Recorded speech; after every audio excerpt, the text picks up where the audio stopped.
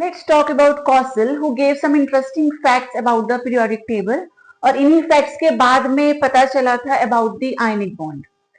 So these were like, in the periodic table, the highly electronegative halogens and the highly electropositive alkali metals are separated by noble gases.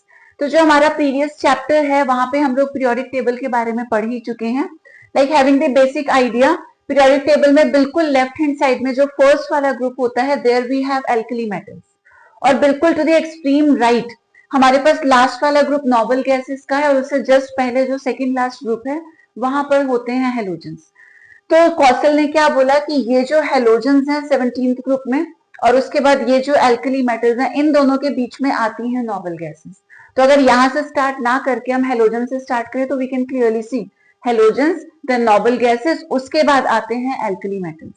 Then the formation of negative ion from halogen and positive ion from alkali metal is associated with gain and loss of electron. तो ये बात भी कौशल ने ही बताई थी कि जो halogens हैं वो इलेक्ट्रॉन गेन करते हैं, इसलिए वो नेगेटिव आयन फॉर्म करते हैं. सिमिलरली जो एल्कली मेटल्स हैं they have tendency to lose electron and form positive ions. The negative and positive ions thus formed attain stable noble gas electronic configuration. तो इन्हीं लोगों ने कौशल और लुइस ने मिलकर बताया था स्टेबिलिटी का कॉन्सेप्ट. इन्होंने नोटिस किया था कि नोबल गैसेस स्टेबल होती हैं. उसके बाद दे सेड कि जो भी एलिमेंट स्टेबल नहीं है वो इन्हीं की तरह अगर लास्ट वाली शेल में 8 इलेक्ट्रॉन्स ले आता है तो वो स्टेबल हो जाएगा. तो ऐसा ही कॉन्सेप्ट यहाँ पर है कि जब हेलोजेंस इलेक्ट्रॉन गेन करके नेगेटिव आयन बनाते हैं या एल्कली मेटल्स इलेक्ट्रॉन लूज करके पॉजिटिव आयंस बनाते हैं तो वो ऐसा क्यों करते हैं? It is just to attain the stable noble gas configuration. अब हीलियम के केस में उसकी ड्यूप्लेट होती है और जितनी भी नोबल गैसेस हैं वहां हम बात करते हैं ऑक्टेट की. तो एलिमेंट्स भी स्टेबल होने के लिए यानी कि नोबल गैसेस का कॉन्फिगरेशन अटेन करने के लिए इलेक्ट्रॉन गेन या लूज करते हैं. Finally the negative and positive ions are stabilized by electrostatic attraction. तो एक नेगेटिव और एक पॉजिटिव आयन के बीच में जो अट्रैक्शन होता है उसको बोलते हैं electrostatic force of attraction. Let's discuss a few examples. तो सपोज हम लोग बात करते हैं NaCl की.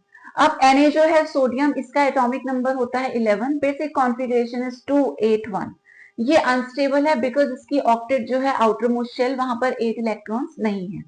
तो सोडियम क्या करेगा, इस एक इलेक्ट्रॉन को लूज करेगा. After losing it will get converted into Na positive, because जब नेगेटिव इलेक्ट्रॉन चला जाएगा तो ये बन जाएगा positive with the new configuration 28. ये इलेक्ट्रॉन रिमूव हो गया. Similarly if we have Cl का एटॉमिक नंबर है 17, कॉन्फिगरेशन इज 287. इसकी भी आउटर मोस्ट शेल को चेक करें तो 8 इलेक्ट्रॉन्स नहीं है, यानी कि दिस इज अनस्टेबल. तो ये खुद को स्टेबल कैसे करेगा? दिस विल गेन 1 इलेक्ट्रॉन, उससे ये Cl नेगेटिव में कन्वर्ट हो जाएगा and its configuration will be 288. Now we can see ये दोनों जो आयंस हैं ये स्टेबल हो चुके हैं. यहाँ भी ऑक्टेट कंप्लीट है, यहाँ भी ऑक्टेट कंप्लीट है. फाइनली जो पॉजिटिव एंड नेगेटिव आयंस हैं, we know opposite charges attract each other. तो यहाँ भी ऑपोजिटली चार्ज आयंस हैं, इनके बीच में अट्रैक्शन होगा. अट्रैक्शन की वजह से they will combine with each other. तो अट्रैक्शन को हम बोलते हैं इलेक्ट्रोस्टैटिक फोर्स ऑफ अट्रैक्शन. ये आपस में जुड़ जाएंगे तो we can say negative and positive आपस में कैंसिल आउट हो जाएंगे, तो फाइनली बन जाएगा NaCl. एक और एग्जांपल लेते हैं. तो let's say we have CaF2. अब जो कैल्शियम है इसका एटॉमिक नंबर होता है 20, कॉन्फिगरेशन 2882. तो we can say this is again unstable as its octet is incomplete. तो कैल्शियम क्या करेगा, ये अपने 2 इलेक्ट्रॉन्स को लूज कर देगा and it will get converted into Ca2 positive. अब इसका कॉन्फिगरेशन हो जाएगा 288. ये 2 लास्ट के इलेक्ट्रॉन्स रिमूव हो गए. सिमिलरली अब बात करें अगर फ्लोरीन की, फ्लोरीन एटॉमिक नंबर 9, कॉन्फिगरेशन 27. ये भी अनस्टेबल है, इसको 1 इलेक्ट्रॉन की नीड है, तो ये 1 इलेक्ट्रॉन गेन करके कन्वर्ट हो जाएगा इनटू F नेगेटिव, जिसका कॉन्फिगरेशन हो जाएगा 28. फाइनली क्या होगा, पॉजिटिव एंड नेगेटिव आयंस के बीच में होगा अट्रैक्शन. अब यहाँ एक तो आएगा कैल्शियम आयन क्योंकि उसका चार्ज +2 है.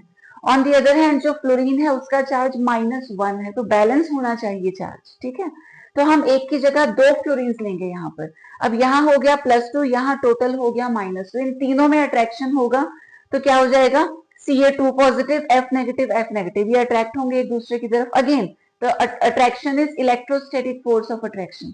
तो यहाँ से चार्जेस जो है वो न्यूट्रलाइज हो जाएंगे and it will lead to the formation of CaF2। तो इस तरीके से जो आयनिक कंपाउंड्स हैं वो फॉर्म होते हैं। Let's now talk about the factors affecting formation of ionic bond. Just अभी हमने बात की आयनिक बॉन्ड कैसे फॉर्म होता है। जो मेटल्स हैं वो इलेक्ट्रॉन लूज करके पॉजिटिव आयन बनाते हैं, नॉन मेटल्स इलेक्ट्रॉन गेन करके नेगेटिव आयन बनाते हैं। फाइनली पॉजिटिव और नेगेटिव आयंस के बीच में अट्रैक्शन होता है और बन जाता है आयनिक बॉन्ड। इन्हीं स्टेप से निकल के आते हैं factors affecting the formation of ionic bond. तो एक बार जल्दी से एग्जाम्पल को फिर से समझते हैं। तो let's say we are talking about NaCl। अब NaCl में सोडियम एटॉमिक नंबर 11 का कॉन्फ़िगरेशन है 281। ये अनस्टेबल है, ये अपना एक इलेक्ट्रॉन लूज कर देगा। It will be converted to Na positive with the configuration 28। अब ये काम अपने आप नहीं होता, सोडियम को कोई शौक नहीं है कि वो एक इलेक्ट्रॉन निकाल दे, और होगा भी तो अपने आप वो रिमूव नहीं कर पाएगा बिकॉज इलेक्ट्रॉन को तो न्यूक्लियस ने होल्ड करके रखा हुआ है। तो इस इलेक्ट्रॉन के रिमूवल के लिए सम एनर्जी इज रिक्वायर्ड। तो अगर इसको एनर्जी मिलेगी तभी यहां से इलेक्ट्रॉन बाहर जाएगा। तो ये जो एनर्जी होती है which is required for the removal of electron is known as ionisation enthalpy.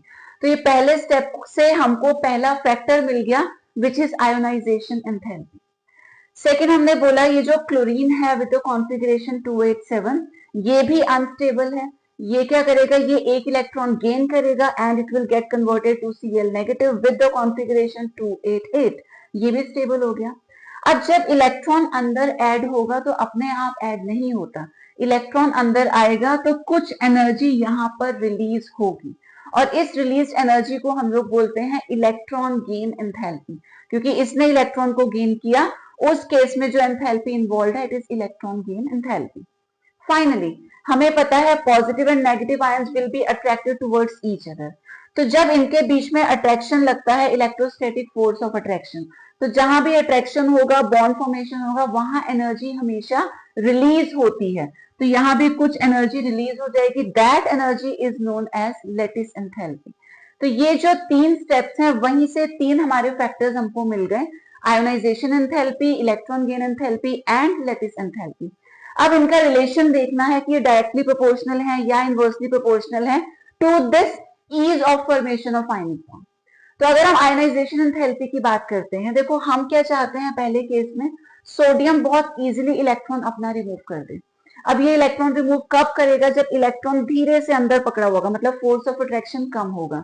अब अंदर अगर इलेक्ट्रॉन के पास कम अट्रैक्शन है तो कम एनर्जी देने से वो वहां से चला जाएगा।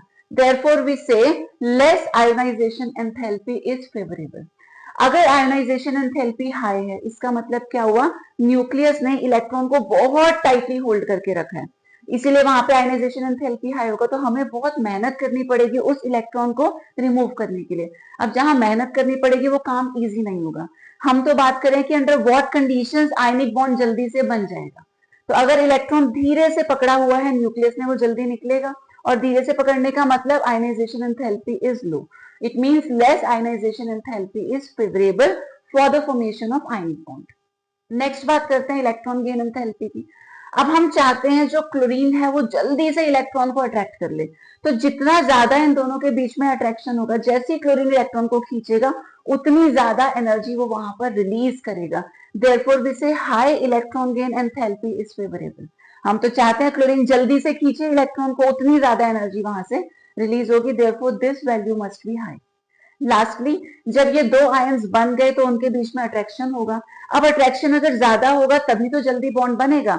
अट्रैक्शन ज्यादा का मतलब क्या हुआ, ज्यादा एनर्जी रिलीज होगी, देयरफॉर जो लैटिस एंथैल्पी है वो भी कैसी होनी चाहिए, हाई।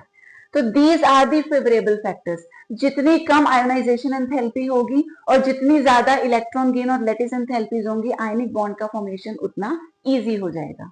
लास्टली एक चीज है बहुत इंपॉर्टेंट जो आप याद कर लो, उससे हमेशा ये दोनों प्रोसेसेस आपको याद रहेंगे। तो जैसे आपने एक नारा सुना होगा, तुम मुझे खून दो मैं तुम्हें आजादी दूंगा, ऐसा ही कुछ केमिस्ट्री में हमारे पास है। बट यहाँ पे खून और आजादी की बात नहीं होती, यहाँ पर इलेक्ट्रॉन और एनर्जी की बात होती है। तुम मुझे एनर्जी दो मैं तुम्हें इलेक्ट्रॉन दूंगा, और रिवर्स भी पॉसिबल है, तुम मुझे इलेक्ट्रॉन दो मैं तुम्हें एनर्जी दूंगा। तो बस इस बात को जरूर आपने याद रखना है, जब भी इलेक्ट्रॉन ऐड होगा तो एनर्जी रिलीज होगी, और अगर एनर्जी अंदर जाएगी तो इलेक्ट्रॉन निकल के बाहर आएगा। तो लेना देना हिसाब बराबर चलता है, इलेक्ट्रॉन आएगा, एनर्जी जाएगी, एनर्जी आएगी तो इलेक्ट्रॉन जाएगा, दैट इज